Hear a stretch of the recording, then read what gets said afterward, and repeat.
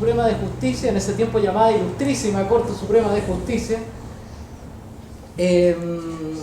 dictamina que no existen las Fuerzas Armadas, lo cual genera un conflicto jurídico que pudiese haber tenido algunos ribetes, pero que al final no los tuvo. Vamos a poner esto por aquí. Chile hace 1891 vivía más o menos así, como se ve en esa imagen, esa noble imagen del puerto de Valparaíso. Es un país que está convulsionado. Yo lo voy a ver todo esto desde el punto de vista de la historia del derecho, prácticamente. Desde el punto de vista de la historia de las leyes, desde el punto de vista de la legislación. Esa es la imagen que nosotros siempre tenemos si buscamos alguna estampa bonita de fines del siglo XIX. Sin embargo, nuestro país, para decir verdad, estaba jurídicamente sometido bajo la idea de dos regímenes distintos, pero que a la vez eran muy similares. El régimen español, régimen colonial, proveniente de Castilla, basado en unas leyes anacrónicas muy difíciles de contextualizar, y un régimen republicano que más o menos repetía lo mismo, solo que con algunos cambios en la administración. Cambios en la administración que se dan en el contexto de las constituciones. Chile vive un clima álgido en cuanto a los cambios de constituciones o de regímenes que administran la totalidad de la administración del Estado. Solamente, para tener en cuenta, lo que se cambia es la administración macro del Estado. Solamente la concepción de los tres poderes, la concepción de un poder ejecutivo de distintas formas, de una división territorial, quizás federal, quizás unitaria, pero solamente se definen esas cosas macro. En el fondo y en el detalle sigue perviviendo el régimen español durante mucho tiempo y jurídicamente hasta nuestros días incluso. Chile también sufre una serie de tensiones con el otro gran poder del Estado que hasta el día de hoy domina, que es nuestra Santa Madre, la Iglesia Católica, Apostólica y Romana. Nuestra Santa Madre, siempre allegada a lo que es España, no reconoció muy tarde la independencia de los países americanos, y sin perjuicio de eso, igual le buscó hasta la quinta pata al gato, si se puede decir de alguna manera, para tratar de desequilibrarlo. No le gustaba a la Iglesia española especialmente que los gobiernos republicanos, los gobiernos independientes tuvieran todavía el Real Patronato Indiano, o sea, tuvieran la facultad de elegir a sus obispos, su arzobispo y toda la jerarquía eclesiástica. Eso le molestaba mucho, ya que era solamente un privilegio que tenía el rey después de la antigua, de las bulas de Alejandro VI, de los Borges, etcétera, y todas las bulas que existieron hacia atrás durante el reino de Castilla. Pero la Iglesia decía que no tenía por qué ella someterse a esas mismas regalías que tenían los reyes, a estos personajes que se habían tomado prácticamente el gobierno y lo querían mandar por ellos sin hacerle obediencia al rey. Eso se soluciona solamente en el siglo XX, con Crescente Razzoli, bajo una tesis muy especial que tiene él, de quitarle el regio patronato indiano, o sea, la facultad de nombrar a los obispos, arzobispos, etcétera, al Estado, pero manteniendo igual una tutela subrepticia, la mano que mece la cuna, podría decirse, una tutela bien extraña respecto al Estado que se mantiene hasta el día de hoy. Si bien hay una separación de Iglesia y Estado, la Iglesia sigue predominando en los debates y por eso a la Iglesia se le consultó y hay serios informes del Arzobispado de Santiago respecto a la tramitación de la ley de divorcio, hay serios informes respecto a las modificaciones de leyes de adopción, serios informes respecto a la ley de acuerdo de unión civil, y todavía nosotros seguimos siendo un país católico, sin decirlo en la Constitución solamente, que se sacó. Esa fue la gran obra que hizo Crescente Razzoli, sacar que la religión del Estado es la católica apostólica romana, pero en los hechos sigue siendo. Es el caso, por ejemplo, de ver que todavía nosotros tenemos un Te Deum, al cual asiste nuestra máxima autoridad democrática, y a la vez todavía existe un pesebre, una capilla evangélica y católica en la moneda, y se sigue rindiendo honor a la Iglesia. Sigue. A la vez, Chile tiene una serie de conflictos bélicos que se dan entre 1818 y 1891. No está tranquilo Chile. Chile sufre una guerra contra la Confederación Perú-Boliviana, después viene un ataque de España que bombardea Valparaíso, después viene la guerra al Pacífico. Típicamente en mis presentaciones no pongo a Arturo Prat ni a los héroes navales, que pienso que no es una gesta que la Armada debería enorgullecerse, a todo el contrario, la Armada es prácticamente derrotada bélicamente en cuanto a lo que es poderío de fuerzas en la famosa Guerra del Pacífico, la cual es ganada prácticamente por el ejército, que a ese entonces era vencedor jamás vencido. Situación que cambia después de la Revolución de 1891, donde la Armada tiene un piso preponderante y le gana al ejército, por fin. Pero Chile se ve envuelto en todo ese esquema bélico, no es un clima tranquilo, Chile está todavía alterado. Y a la vez, la siguiente, Chile se ve alterado también por una serie de crisis y revueltas internas, revoluciones podríamos decir, más que guerras civiles en el término doctrinario de derecho militar. Guerra civil significa que se involucra a toda la población en circunstancias que la población no estaba al tanto de lo que pasaba.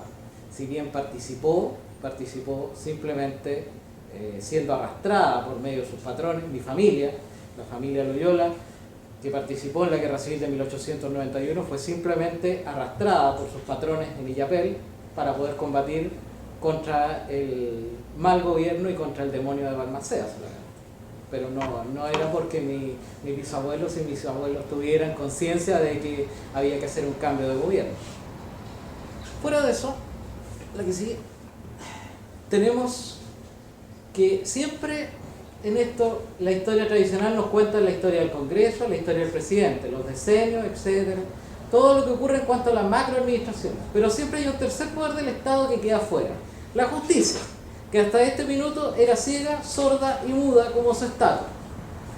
No como la Temis que tenemos acá en la Corte de Apelaciones, que tiene vista y tiene la balanza escondida debajo del brazo. Pero en ese tiempo nuestra justicia era ciega, sorda y muda y seguía anquilosada en esos antiguos parajes rurales. Por eso la foto del Palacio de Tribunales de Santiago junto con una carreta de bueyes ahí en pleno Santiago. Eso demuestra la modernidad rural que tenía el Poder Judicial y cómo avanza el Poder Judicial realmente. El Poder Judicial siempre ha sido lento para su actuar.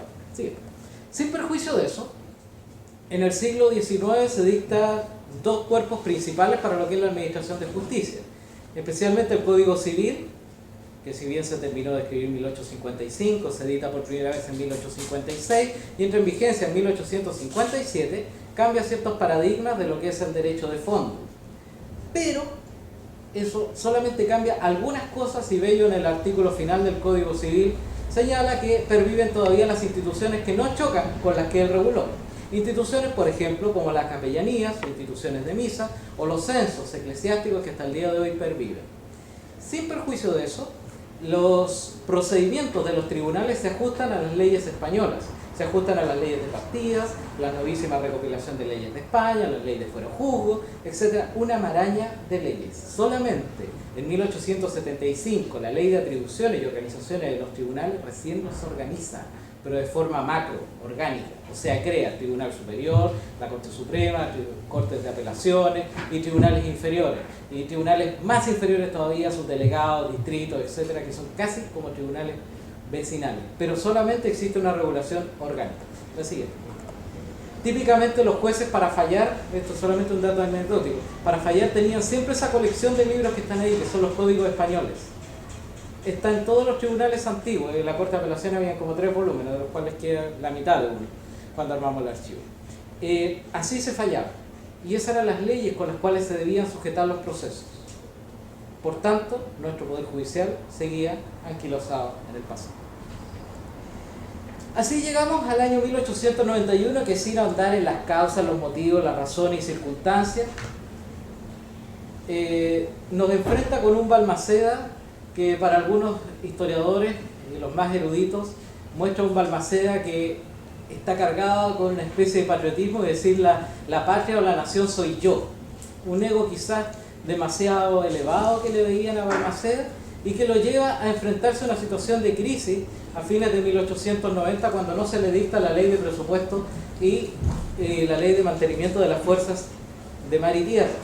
lo que lo lleva finalmente a dictarla por sí mismo, en una especie como de decreto ley, que no se le puede llamar decreto ley ya que en ese tiempo no existía, sino que simplemente por la fuerza de su voluntad crea esta ley con la cual se comienza a desatar lo que sería la revolución. Y eso, para la historia tradicional, es la causa con la cual nace todo este proceso, esa dictación de esa ley en un periodo de ilegalidad. ¿Sí? Esa es la editorial del diario La Patria de Valparaíso del 1 de enero de 1891, que ya considera a Balmaceda fuera de la ley. Ese término es muy complejo para la vida del derecho, y especialmente para la vida de un presidente. ¿Por qué? Porque nuestros excelentísimos tribunales, el excelentísimo tribunal o las ilustrísimas cortes o los magistrados de los tribunales inferiores ven ahí la forma de actuar y defender lo que es el baluarte que llevan ellos, que es la balanza de la justicia, el orden y la seguridad. Sí.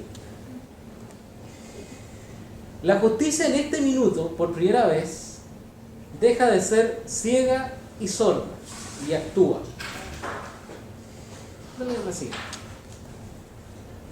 Existen tres momentos en que nuestra justicia, especialmente la Corte Suprema, la excelentísima Corte Suprema, actúa. Y son tres periodos de crisis importantes. El primero, 1891. Actúa la Corte Suprema, como lo vamos a ver. Luego actúa de una forma distinta en la anarquía chilena, década del 30, República Socialista. Actúa de nuevo en los tribunales de justicia y luego vuelve a actuar en el año 1973 con una declaratoria de inconstitucionalidad respecto de las leyes de Salvador Allende y la mantención en el gobierno del presidente Allende.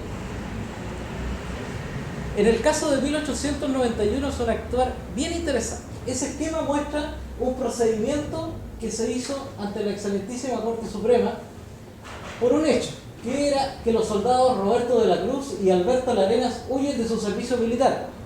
Esto es diciembre de 1890 hacia enero. El recurso se interpone el 7 de enero de 1891. Es un recurso de amparo, dicen los historiadores. Bueno, es un recurso de amparo, sí, desde el punto de vista de la genérica de los recursos que defienden garantías constitucionales o derechos humanos, como se le llama ahora. Sí, es un recurso de amparo, pero nosotros actualmente lo llamamos recurso de protección, que es el que defiende ciertas garantías que están contempladas en la Constitución. El delito por el cual se les acusaba era deserción. Por lo tanto, se les apresaba en el ejército y se les daba una condena de muerte. Ellos interponen un recurso de amparo o de protección ante la Corte Suprema de Justicia y junto con hacer sus defensas tienen un informe a su favor de el auditor Abraham Coney. Yo quiero leerles un poquito la investigación porque el informe no se da necesariamente en ese recurso de protección, sino que se da en otro caso que se suscitó antes respecto a otro proceso seguido también por militares. Dice el texto: el mismo día, 1 de enero de 1891, cuando los poderes ejecutivo y legislativo mostraban sus cartas para enfrentarse, en los despachos de la Judicatura Militar de la capital se ventilaba uno de los tantos procesos seguidos contra miembros del ejército en aquel tiempo. Uno de estos es el impetrado en contra del soldado Luis Orellana, perteneciente al 5º de línea, al cual se le acusaban los cargos de deserción en tiempo de paz, era lo mismo al final, y para el cual el fiscal del ejército solicitaba la aplicación de la pena de muerte en conformidad a lo dispuesto del artículo 31 del título 80 de la Ordenanza General del Ejército. El proceso se ventiló en los juzgados militares de la capital y en este se pidió un informe como parte del proceso al auditor de guerra Abraham Coney. ¿Puedes dar la siguiente? El cual, sin perjuicio de haber sido despachado con fecha 1 de enero de 1891, se dio a conocer al público en la edición del Mercurio el día sábado 3 de enero del mismo año. En este informe, el auditor destaca que ha sido un proceso complejo la redacción del mismo, ya que el país y el ordenamiento jurídico en general vive un momento complicado en cuanto a su integridad. Señala en su parte expositiva que, siendo uno de los delitos imputados los de abandono, de destacamento y deserción, su conocimiento corresponde exclusivamente a los tribunales del Código Militar, que el Código Militar designa, en realidad la ordenanza, siendo el competente el Consejo de Guerra según lo determina la Ordenanza General del Ejército. La ordenanza es una ley especial destinada a regir específicamente al Ejército, el cual, no habiendo, dicha ordenanza no tiene aplicación, Fundamenta lo anterior en el hecho que la Constitución de 1833, artículo 28, inciso tercero, establecía que solo en virtud de una ley se puede fijar cada año las fuerzas de mar y tierra, estableciendo con esto que la ley tiene un carácter de anual, siendo entendida de esta forma por todos los gobiernos anteriores y los congresos que han vivido bajo el imperio de esa norma. Así, si la ley del 21 de diciembre de 1889 fijó las fuerzas de mar y tierra para el año 1890, teniendo esto un tiempo de duración, es evidente que transcurrido el plazo, la ley no existe, deja de producir efecto y por tanto ha terminado de hecho. En su parte medular, esto es lo más entretenido del texto, expone ¿cuál es la consecuencia precisa de lo expuesto? Una muy evidente, que no hay ejército de línea en Chile. No habiendo ejército de línea, la ordenanza, que es una ley especial para el ejército, está en suspenso. No puede ser aplicada porque no existe el ejército que es objeto de la ley. Luego, el soldado Luis Orellana, el del caso, no puede ser juzgado por un tribunal militar. Por la Constitución, el ejército, entendiendo como tal la reunión de las fuerzas de mar y tierra, existe en virtud de una ley periódica especial.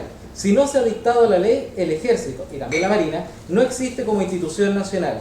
Será una agrupación de hecho, pero será una agrupación ilegal. El soldado, oficial o jefe que reciba sueldo deberá saber que aunque el dinero se saque de las arcas nacionales, no es la nación la que lo paga, puesto que no habiendo ejército nacional, no está al servicio de la nación. Ese mismo informe se repite en el recurso de protección que entablan estos dos personajes. Este informe no pasa más allá del tribunal militar, sin perjuicio que este personaje, el auditor de guerra, es destituido por Balmaceda y genera una serie de críticas. Obviamente en los diarios la prensa estaba muy ácida y le gustaba criticar todo lo que ocurría, y decían, claro, como estaba fallando contra Balmaceda y estaba criticando la labor. Si el ejército no existe y él es auditor de guerra del ejército, ¿por qué él tiene que decir algo que no existe si él tampoco existe? Al final llegamos a ¿qué es primero, el huevo o la gallina? Entonces él tampoco podía criticar algo porque también su ejército no existía. Finalmente se llega al fallo de la excelentísima Corte Suprema, que en realidad en el considerando cuarto, que es esa sentencia que está ahí, señala que no existiendo legalmente el ejército, por no haberse dictado la ley fundamental que con arreglo a la Constitución debe legitimar su existencia, no tienen aplicación las leyes secundarias que organizan dicho ejército y establecen las condiciones en que debe subsistir. No existe ejército, por tanto no existe marina, no existe ninguna fuerza armada de pleno derecho, según la Corte en ese minuto. Obviamente los que firman ahí, que son los señores Ábalos, Ballesteros, Amunátegui, Barceló, Rizo, que Rizo Patrón y Silva, si ustedes los buscan en los anaqueles de los funcionarios del Poder Judicial, no existen, fueron borrados. No existen esos jueces, nunca fueron jueces, nunca fueron abogados, nunca fueron nada en un minuto. Lo mismo pasa con los jueces que formaron la primera Corte de Apelaciones de Valparaíso, que fue mandada a hacer por el gobierno de Balmaceda, que luego se desintegró y se volvió a hacer, como la que conocemos actualmente. Lo que existe de ese proceso es eso. No está el expediente, solamente está ese pedazo de sentencia. Y ese pedazo de sentencia se publicó en un libro. Ni siquiera está físicamente. Me he dado la lata de recorrer el archivo judicial de Santiago, que dicho sea de paso, regaló varias cosas a la Universidad de Suecia, y no está. El Archivo Nacional no recibió nada de esto. Las Cortes tampoco tienen nada. Pero eso es lo único que hay. Y eso determina, para la historia del derecho, algo bien interesante, que quizás para la historia tradicional no lo es, que es que no existieron las Fuerzas Armadas. Y obviamente ningún jurista se puso a pensar de qué es lo que iba a pasar médicamente, porque si nos ponemos a decir cosas así, diríamos que la asunción de Jorge Montt como almirante no existe. La asunción de Jorge Montt entonces como almirante ganador y presidente de la República tampoco existe y carece de toda base legal. Por tanto es un gobierno nulo que podríamos anular completamente. Pero ya pasaron los años para declarar la nulidad respecto de eso. Siguiente. Eso marca el comienzo del fin. El almirante Montt siempre dirá que él necesitaba una carta o un documento que le dijera que Balmaceda estaba fuera de la ley. Ese documento lo conoció. Él conoció el informe de Abraham Koenig, él conoció el informe, los informes que se dieron en el recurso de amparo y conoció el fallo de la Corte Suprema.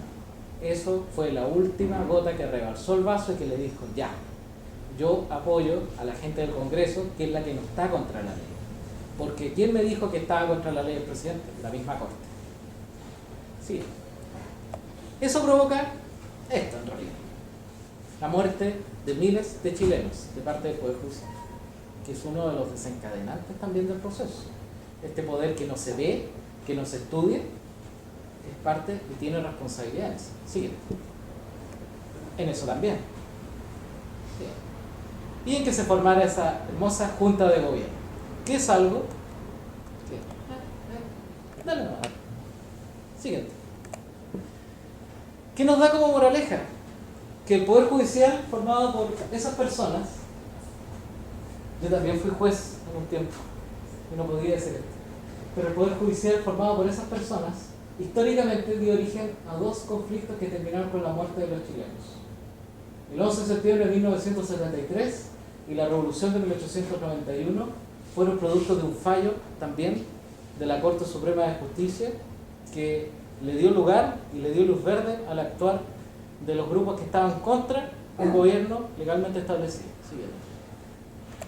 Y provocó también la muerte de Balmaceda y provocó también la muerte de otro presidente, de Salvador Allende. La única diferencia es que Balmaceda logró terminar su gobierno, se suicidó el 19 de septiembre, pero Allende no pudo terminar su gobierno. Sí. ¿Qué provocó también un cambio? La Corte Suprema también fue parte y motor de este cambio de gobierno. La Corte Suprema estuvo presente en este hecho de cambiar un sistema presidencial autoritario dictatorial, como se le decía al de Balmaceda, por un régimen parlamentario muy sui generis, muy chilensis, que no tenía nada que ver con el régimen parlamentario inglés, que no tiene nada que ver, es un caso de estudio. Y hacia el año 1973 la Corte también le da origen, gracias a su venia, y gracias también al Colegio de Abogados, el gremio central de Santiago también hace un documento más o menos parecido a esto, de color celeste, donde da sus razones de por qué hay que derrocar al gobierno de Salvador Allende por la inconstitucionalidad que tenía. Si el Colegio de Abogados existiera en 1891 también lo habría hecho, lo más probable, y da origen a una dictadura especial, muy especial, que también es observada incluso por los soviéticos, al ser declarada después como una dictadura perfecta. La Corte Suprema también está presente y le da pie a esos cambios de gobierno. Sí. Eso es lo que yo quería presentarles de manera muy general, y a la vez recalcar que solamente en la década del 30, cuando se dan las revueltas, la anarquía, la República Socialista, es la única vez que los tribunales en Chile no se inmiscuyen en asuntos administrativos o de política. Existe un comunicado pedido por la excelentísima Corte Suprema de Justicia que le ordena tanto a sus cortes de apelaciones como a los tribunales menores en no inmiscuirse en ninguna causa que tenga que ver con asuntos políticos. Es la única vez que sale eso. Luego de eso se olvida y vuelven a hacer lo mismo que en 1891, el año 73. Simplemente era eso. Muchas gracias.